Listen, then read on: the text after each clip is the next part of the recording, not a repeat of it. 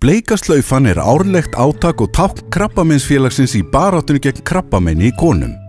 Fyrir utan það að vekja athygli á baráttunni gegn krabbameini fólst áskorun okkar í því að safna 75 milljónum og slá þannig meti frá síðasta ári. Skapa umtal og umræðu með jákvæðni og gleði að leiðarljósi og að yngja markhópinn og fjölga samstarfsaðilum. Við ákváðum að leggja aðaláherslu á netið og vera með bleikt uppboð á bleikaslaufan.is. Netið, samfélagsmiðlar og fjölmiðlar voru aðal drifkrafturinn í herferðinni, en hún var studd með hefðbundnum miðlum svo sem sjónvarpi, útvarpi og dagblöðum. Á bleikaslaufan.is voru boðnir upp 10 fjölbreyttir hlutir og viðburðir.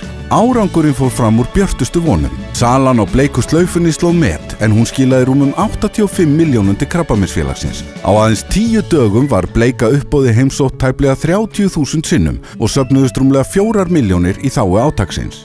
Kostnaðarhlutfall markaðssetningar á bleiku slaufinni hefur aldrei verið lægra, eða 12%. Símtöl til Krabbameinsfélagsins jukust 20%. Umfjöllun átakið var mikil og helstu miðlar landsins fjölluðu verkefnið á hverjum degi á meðan átakið stóð yfir.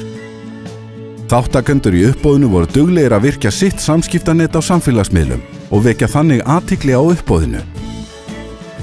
Mikið umtal átti sér stað á Facebook, enda kom tæplega 40% af umferðinni þaðan. Vinum fjölgaði 13%.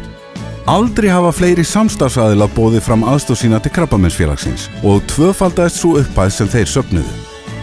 Bleika umferðarslaufan vakti gríðarlega mikla athygli í fjölmiðlum hér heima og erlendis.